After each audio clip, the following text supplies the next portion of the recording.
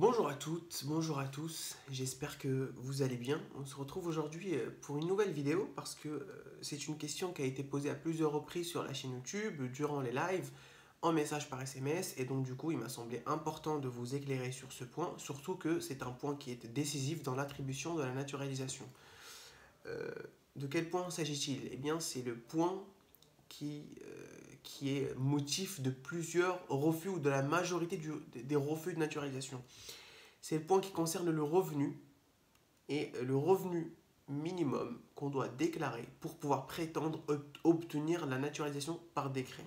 Il faut savoir que durant plusieurs années, le montant qui était un peu fixé à titre indicatif pour attribuer ou non la naturalisation, c'était 10 000 euros. Donc auparavant, il fallait toucher au minimum 10 000 euros par an pour pouvoir obtenir la naturalisation par décret, à savoir la nationalité française par décret. Les choses ont changé récemment, il n'y a pas très longtemps, donc tous les nouveaux dossiers qui vont être déposés nouvellement à la préfecture en vue d'instruction approfondie, ils devront déclarer dès à présent 15 000 euros par an. Ce n'est plus 10 000, on a une augmentation à 15 000 euros par an. D'accord? Qu'est-ce qui avait justifié le fait qu'on soit à 10 000 et maintenant à 15 000? Il n'y avait pas beaucoup de travail avant. Les gens étaient beaucoup pauvres. Donc du coup, la nationalité n'était pas beaucoup attribuée.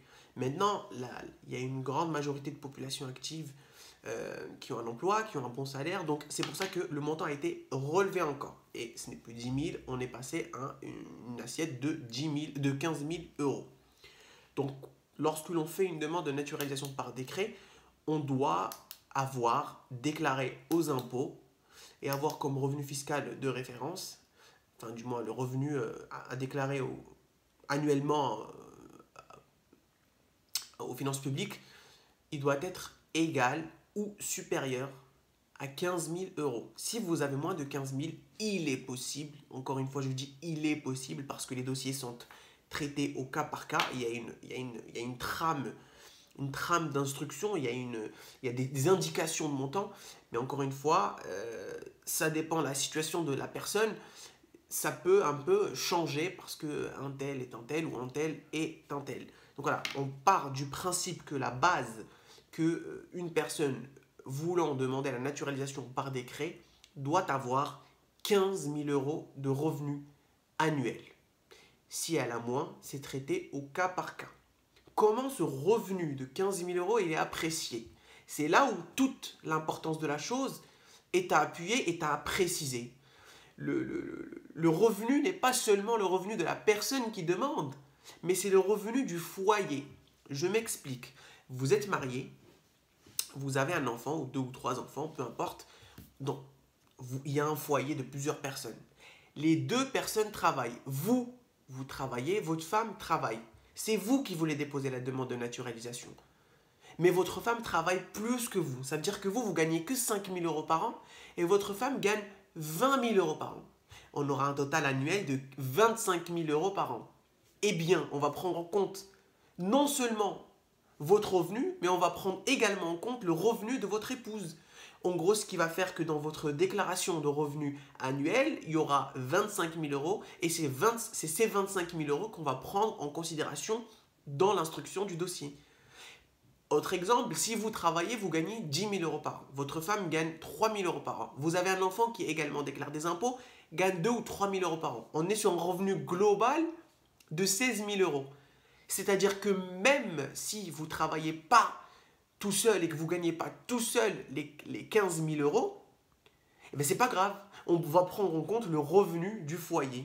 Donc c'est très très important et la manière dont le revenu est apprécié est très importante et c'est très important de la comprendre. C'est comme ça. Donc ce n'est pas important que ce soit vous qui gagnez absolument les 15 000 euros, mais on prend en compte le revenu du foyer en son entièreté. Et c'est là que c'est très très important de le préciser. Donc rassurez-vous, ce n'est pas parce que vous touchez moins que votre épouse que vous n'allez pas avoir la naturalisation française et partez du principe que vous devez avoir 15 000 euros de revenu fiscal de référence ou du moins de revenu déclaré annuel par foyer pour pouvoir prétendre à la naturalisation. Voilà, Ça, c'est le premier point dont je voulais parler et c'est l'évolution qu'il y a eu par rapport aux revenus. On n'est plus à 10 000, on est passé à 15 000 euros. Et c'est très très important parce que beaucoup de refus de naturalisation sont basés sur ce critère-là et sont basés sur ce motif-là, pardon. On vous refuse parce qu'il y a un défaut d'assimilation professionnelle, d'insertion professionnelle, pardon. Il se pourrait que vous réussissiez très très bien l'entretien d'assimilation à la culture française, mais que vous ne soyez pas inséré professionnellement parlant. Et ça peut être un frein à votre naturalisation.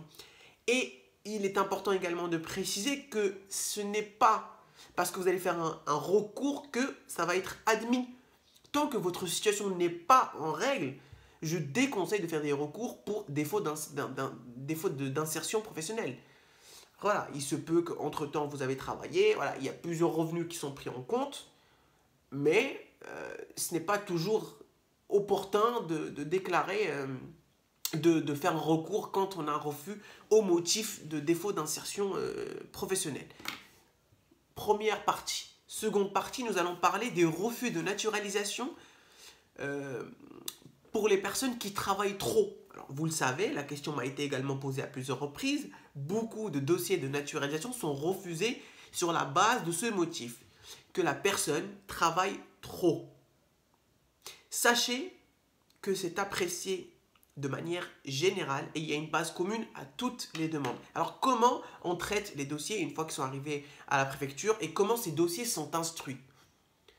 Déjà, première chose que l'on va balayer tout de suite, la prise en compte des salaires à la préfecture n'est pas prise au mois, mais elle est calculée à l'année. Donc, ce n'est pas parce que vous travaillez 70 heures par mois, ce qui est totalement interdit, que vous allez absolument avoir un refus de naturalisation sur ce motif-là. En revanche, si vous travaillez 70 heures par mois pendant toute l'année, cela va faire un cumul de plus que la durée légale de travail annuel autorisée. Et c'est ce qui va constituer le motif de votre refus. J'espère avoir été clair sur ce point-là. Je m'explique encore une fois pour qu'on soit tous clairs et qu'on soit tous sur la même longueur d'onde. La base sur laquelle est apprécié le revenu et le travail et la durée de travail, c'est la base annuelle, c'est la fourchette annuelle précisée par la législation, par la loi et par le législateur. Nous savons qu'à présent, dans notre loi, il est inscrit qu'une personne ne peut pas dépasser 1607 heures annuelles de travail, plus 220 d'heures supplémentaires quand aucune convention collective ne prévoit davantage d'heures ou moins d'heures supplémentaires de travail. Donc, partant de ce constat-là, vous ne devez pas dépasser les 1607 heures annuelles de travail pour pouvoir avoir votre dossier de naturalisation par décret accepté. Vous ne devez également pas dépasser la durée légale de travail en sa globalité en prenant en compte la durée maximale d'heures supplémentaires ici même en France. C'est comme ça qu'on apprécie les dossiers de naturalisation sur la base de revenus. Tout est pris annuellement. C'est pour ça qu'on demande les 3 dernières fiches de paye de l'année, enfin octobre, novembre, décembre ou des fois novembre et décembre des 3 dernières années, plus les avis d'imposition sur lesquels est inscrit le montant que vous avez déclaré aux finances publiques. Donc, en quelque sorte, on a une justification, on a une preuve que vous avez travaillé tant de mois. Parce que lorsque l'on fera la division de combien vous avez travaillé, on tombera sur un chiffre et un montant mensuel qui pourrait être correct ou ne pas correct. Et c'est de là qu'on basera notre motif de refus. On basera. Quand je dis on basera, je parle bien évidemment de la préfecture parce que je ne décide de rien en attribution des naturalisations. Voilà. Mais écoutez, ça c'était la petite subtilité qu'il fallait avoir sur les dossiers de naturalisation et sur les revenus à prendre en compte pour votre instruction du dossier de naturalisation.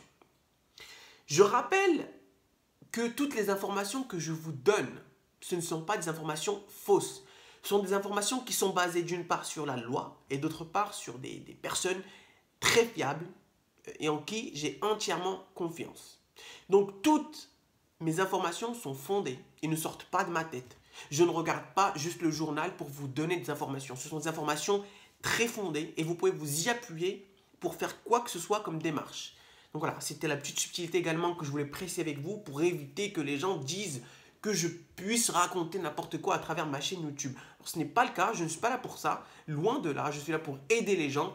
Si ma chaîne vous plaît, vous êtes le bienvenu. Si tel n'est pas le cas, eh bien au revoir. Voilà. Bah écoutez, pour résumer en quelque sorte ce que j'ai dit depuis le début de cette vidéo, d'une part, le montant annuel qui est pris en compte, il est de 15 000 euros et on prend en compte le revenu annuel du foyer. Concernant les refus de naturalisation pour excès de travail, c'est 1607 heures annuelles, c'est-à-dire la durée légale de travail, plus 220 heures quand aucune convention collective ou accord collectif prévoit plus ou moins. Je tiens également à rajouter et surtout à préciser que cumuler deux CDI, ça va forcément aboutir par un refus. Parce que quand on cumule un CDI à 35 heures et 35 heures, on est à plus de 60 heures par semaine. Ce qui est excessif quand on fait le cumul annuel. Donc si la préfecture le sait, sachez qu'un refus sera de rigueur. Voilà. Mais écoutez, j'espère que cette vidéo vous sera utile, vous a été utile et vous a servi à comprendre mieux comment sont traités les dossiers sur la base des revenus et sur quelle base justement sont appuyés ce genre de dossiers. Prenez soin de vous, n'oubliez pas de vous abonner et j'espère vous retrouver très bientôt pour une prochaine vidéo. Bon courage tout le monde et à très vite.